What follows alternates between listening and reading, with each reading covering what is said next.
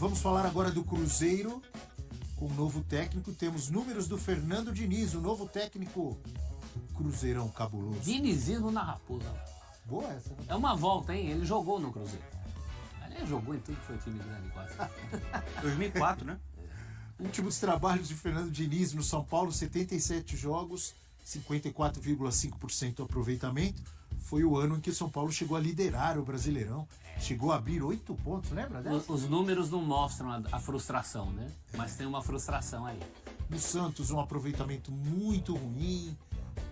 Chegou a ficar próximo ali da Libertadores da América, grande campanha, bom futebol, mas terminou mal com o time ali na zona do rebaixamento do Campeonato Brasileiro. O Fluminense são 2 passagens, né? Sem contar a seleção, né?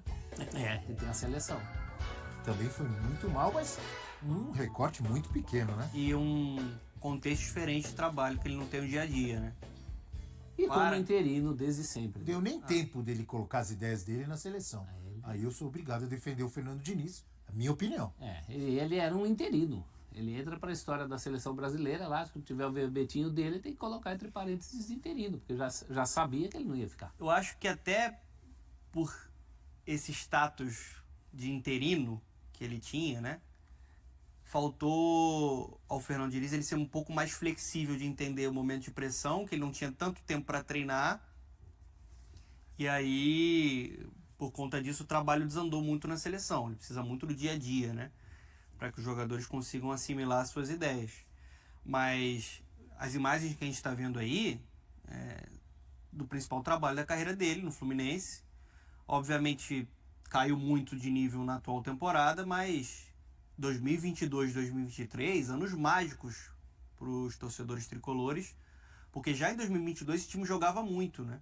Chegou às semifinais da Copa do Brasil, quando é eliminado pelo Corinthians. Sim. Fez um bom campeonato brasileiro, não foi?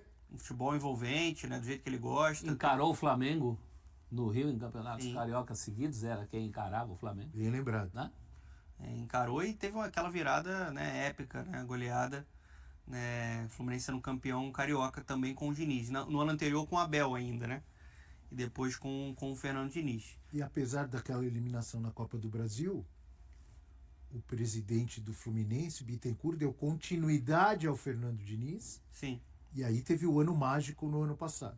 O que não teria acontecido em muitos clubes do futebol brasileiro. Ah, sim. Mas e agora, Diniz no Cruzeiro? Eu gosto. Primeiro o Cruzeiro, já que mandou embora o Fernando Seabra, tinha que ir atrás do que o mercado oferece de melhor e mais consistente. Eu gosto muito do Fernando Diniz. Eu gosto de técnicos com ideias. Assim como era o Fernando Seabra. O Seabra também é um técnico de ideias. E agora precisa ver se vão dar tempo ao Fernando Diniz. Que é aquela coisa, mesmo o trabalho no Fluminense, é um trabalho que contou muito com o tempo que foi dado a ele para ele desenvolver as suas ideias. A dúvida que vem na minha cabeça, acho que não é nem dúvida, é o meu pensamento. Não é a melhor hora para você trocar e colocar um técnico que tem ideias tão diferentes. Mas já que trocou... Para mim, vamos apostar no Fernando Diniz. O ideal seria no final do ano. Então, mas... Teoricamente, vamos ver na prática. Pode dar é muito diferente o jeito que ele joga. Então, muito diferente de todos. Vai mudar agora a um jogo de estar nas semifinais da Sul-Americana? Pode ser o contrário. Investe restinho de setembro, outubro, novembro e dezembro para começar um trabalho com ele. Eu acho que quer ganhar para agora. 25.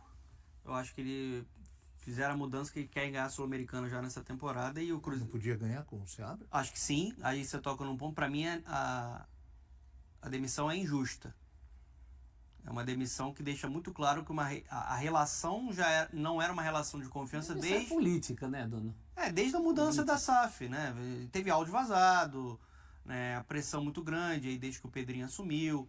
Você tem muito mais investimento, né? Um mercado muito mais agressivo. Se transformando no meio da temporada, não é de uma hora para outra que o jogador chega e se adapta e se entrosa no time. Qualquer jogador em qualquer time. O Felipe Anderson no Palmeiras... devagarinho está começando a se adaptar. O Cruzeiro chegaram 4, 5, 6 jogadores. É de uma hora para outra que o time vai voar? Então, essa cobrança que não pode ser feita. E eu acho até que vai ser feita, né? Porque o técnico anterior, primeiro, não era o homem da administração, da nova direção. Não era. Ele era um homem ainda da administração do Ronaldo. Fenômeno. Infelizmente não houve transparência, podia ter mexido antes, não mexeu antes, aí mexeu nessa situação super esquisita. O próprio Cruzeiro passou momentos de maior turbulência que justificariam a troca do técnico do que agora. Realmente o Fernando Diniz não é o técnico ideal para começar a trabalhar em setembro. Mas já que está começando, que na pior das hipóteses, se dê esse tempo desse ano para ele trabalhar a partir do ano que vem. O Abel, o Cruzeiro ele conseguiu trazer a pressão para o Seabra de dentro para fora. Desde aquele áudio vazado, acho que a relação ela ficou muito mais fraca, muito mais fragilizada. Desmoraliza o técnico, sim, né? E aí estava muito claro que a gente falava sobre isso aqui. Na primeira maior oscilação ele ia cair. E foi justamente o que aconteceu, né? De fato o time caiu, teve uma queda de rendimento, apesar de contra o Libertad o Cruzeiro jogou bem, fez um 2-0 com modificações do Seabra, as ideias do Seabra, ele bota 3 atacantes, o time consegue explorar bem o lado do campo, a vocação dos seus laterais, o William de um lado, o Marlon do outro, puxa o Romero para ser um primeiro homem de meio campo. Então assim, ali você tem mérito do técnico também. Você falou oscilação, tudo bem, o time até oscilou um pouco no Brasileirão, mas os últimos resultados não tem oscilação nenhuma.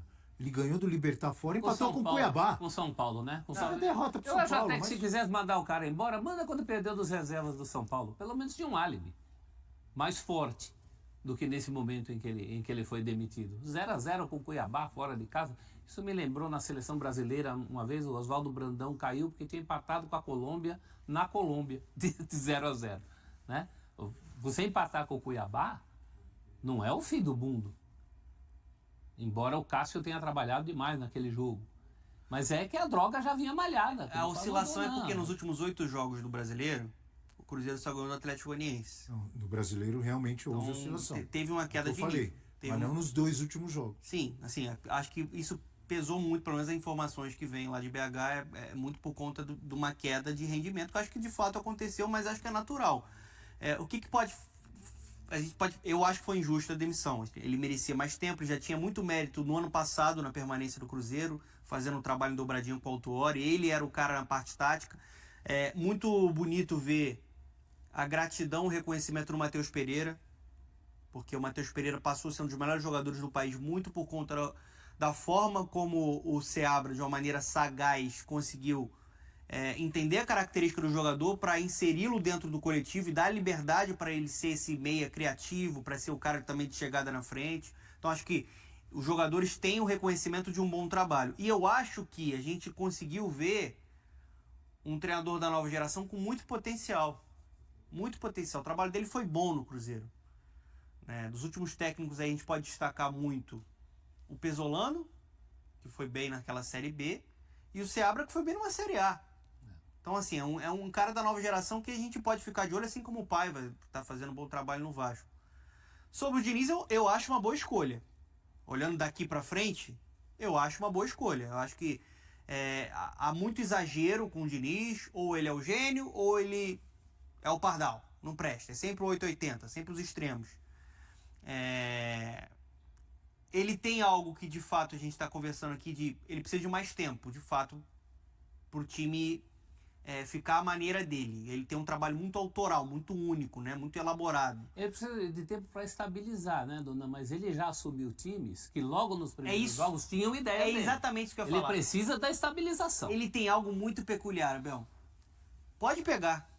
Ele costuma largar muito forte em todos os times. Na própria seleção. Você lembra como é que foi, né? Era a Bolívia.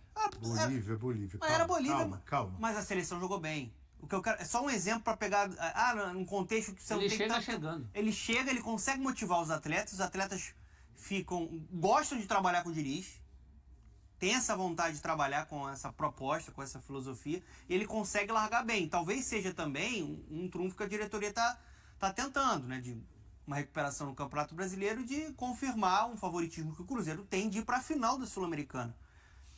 Agora, vai ser interessante trabalhar com o Cássio. Ele fez um trabalho especial com o Fábio, que tinha dificuldade com o jogo com os pés. Evoluiu muito. O Cássio, acho que tem mais dificuldade ainda, né, professor? Para jogar por baixo. Dificuldade histórica. O Cássio já na Holanda tinha problemas. Sim. De sair com o pé.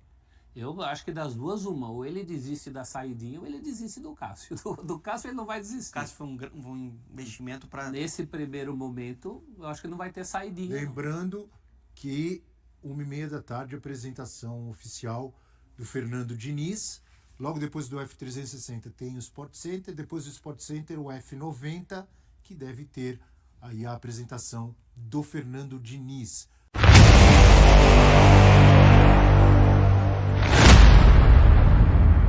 Como jogador do Cruzeiro, a passagem de Fernando Diniz foi breve devido a um caso de doping. Agora, 20 anos depois, ele retorna ao clube, mas desta vez como técnico. Em sua primeira passagem, o meia teve uma passagem discreta em 2004, atuando ao lado de Fred, que estava começando sua carreira no clube. Porém, uma pomada utilizada por Diniz antes de uma partida acabou contendo uma substância proibida, levando-o a ser cortado do jogo. No final daquela temporada, saiu do clube após apenas 8 jogos. Agora, assume o desafio de comandar o Cruzeiro em seu primeiro trabalho como treinador. E aí, galera? O que acharam? Deixe nos comentários. Não se esqueçam de deixar o like e de se inscreverem no canal e ativar o sininho para receber as notificações. Até mais, Nação Celeste! Vamos pra frente!